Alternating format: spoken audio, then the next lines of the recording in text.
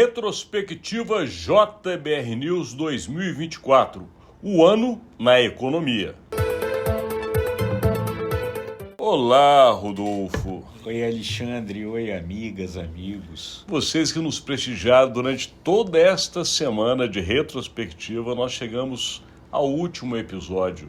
O episódio que trata da parte, talvez, para muitas pessoas, que é a mais importante de todas, a economia. A economia, a gente já fala aqui há muito tempo, ela move as nações, ela decide eleições, ela, claro, derruba presidentes e, de qualquer maneira, é o fato mais importante, que até mereceria, diante da importância dele, mais do que um episódio. Mas nossa ideia aqui é levar para vocês um resumão do que aconteceu no ano com relação à economia. Lembrando que foi um ano desafiador para a República, um ano de muitos interesses, de muitas votações, de muitas disputas e de muitas desavenças com relação à área econômica. Um ano que começou com muita expectativa e termina com alguns alertas. Nós tivemos aí, durante o ano de 2024, entre os assuntos que mais tiveram destaque em toda a economia, a questão da alta do dólar. Chegamos ao final do ano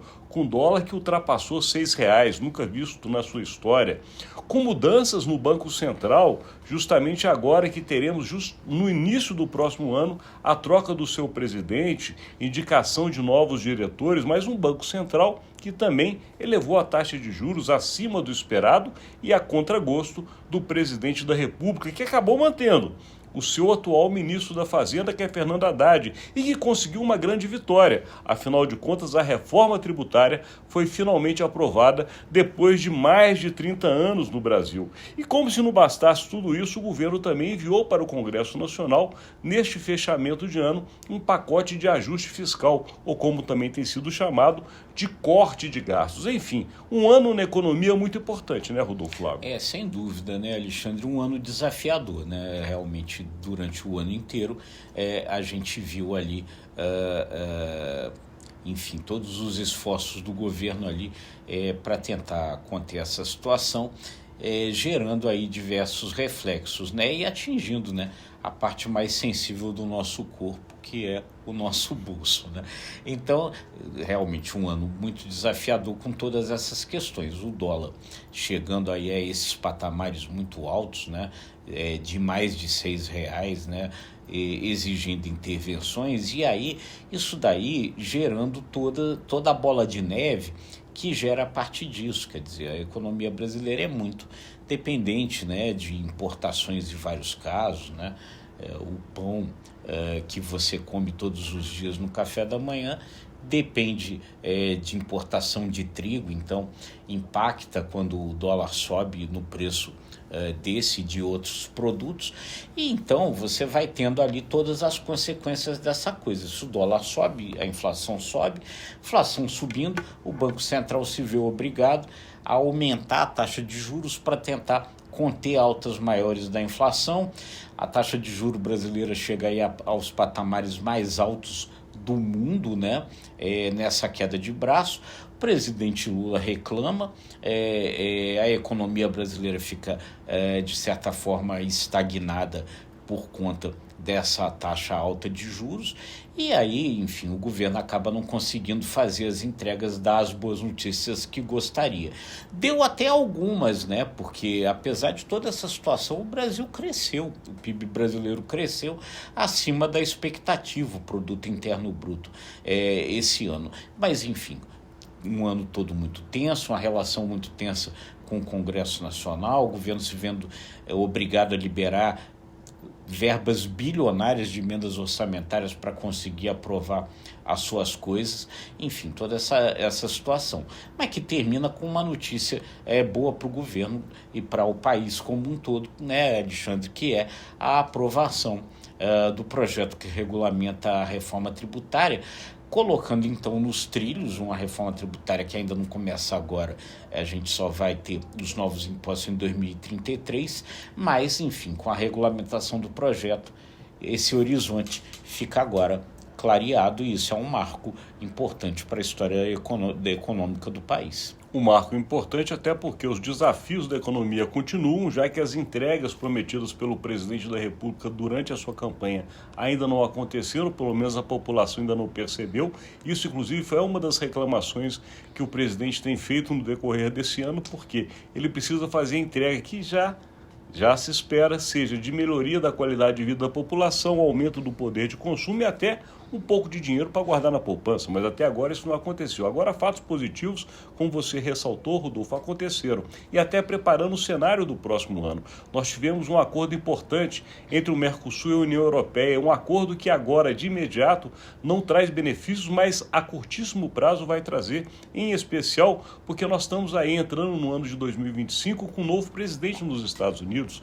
Donald Trump, ao governar os Estados Unidos, não se sabe como ficará a relação entre o Brasil e este país, que é tão importante com relação à nossa economia. Então o Brasil, de alguma maneira, já se blindou para o ano que vem. Ele abriu um acordo importante que já havia sido trabalhado também há muito tempo, com a União Europeia, que vai facilitar não somente a venda de produtos brasileiros, mas vai aumentar também o grau de investimento no Brasil. E esse é outro ponto positivo que as chamadas agências de risco deram. Também no ano de 24, o Brasil teve grau elevado, ou seja, aumentou o investimento no nosso país, ou seja, está sendo criado de alguma maneira para a economia brasileira um bom cenário. Ainda não houve a entrega, ainda não houve a sensação ou a percepção de todos nós que a economia está melhorando, mas o ano de 24 foi um ano importante em termos de preparação e inclusive de blindagem para o que virá dos Estados Unidos, que ainda é uma incerta, né? Sem dúvida, né? O presidente Donald Trump falava agora nessa semana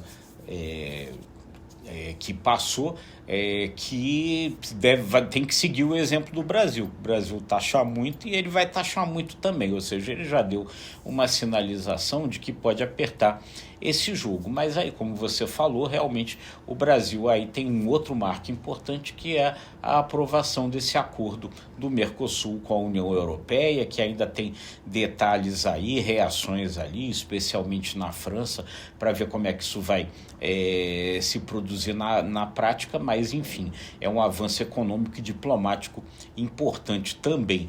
Enfim, você tem aí sinalizações importantes que talvez repercutam bem no ano que vem, né? A aprovação da reforma tributária, a aprovação do pacote de ajuste fiscal, de corte de gastos, quer dizer, um terreno sendo preparado aí para, de repente, talvez em 2025, a gente ter notícias aí melhores aí, atingindo essa parte tão sensível do corpo que é o bolso. E não esquecendo também que o Brasil avançou em alguns acordos importantes com relação ao BRICS, que justamente reúne grandes e importantes economias mundiais, a qual o Brasil é um dos líderes, e também adiantou um pouco o processo de proteção com a China, porque também houve avanços da área econômica entre acordos bilaterais Brasil e China e também envolvendo o próprio BRICS agora. Uma coisa é fato, você colocou bem, a questão da reforma tributária foi um avanço nesse ano, um marco histórico para o Brasil, e também o que avançou no pacote de ajuste fiscal, que ainda não é o que o governo quer. Mas falando em economia, é importante falar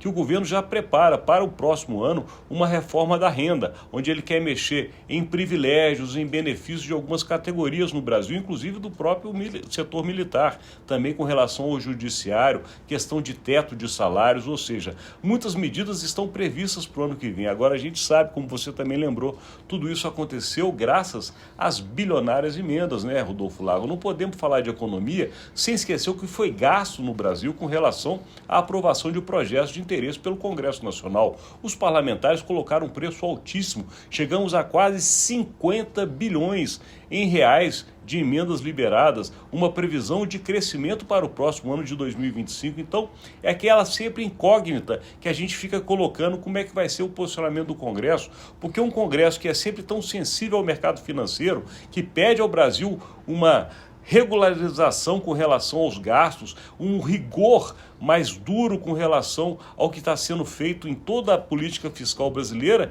e este mesmo Congresso não se preocupa quando tem que liberar emendas bilionárias. Então, esse é outro marco também de 2024 com relação ao volume de dinheiro público que foi liberado pelo Congresso Nacional. É isso aí, economia só com o chapéu dos outros.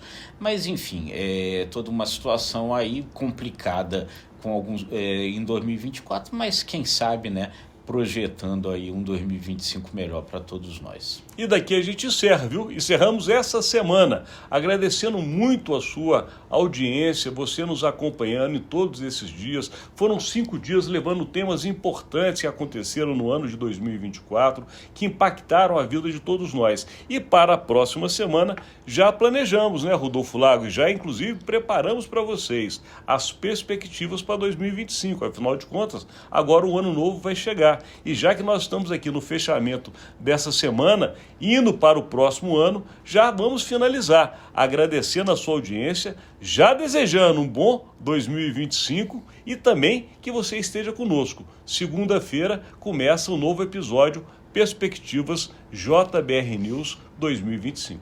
É isso aí, a gente agradece muito aí essa sua companhia durante todo esse ano de 2024 e espera você em 2025. Então, se você gostou desse conteúdo, curta, compartilhe, acesse imagemcredibilidade.com, se inscreva no ICTV e nos nossos demais canais. Obrigado e até o próximo ano.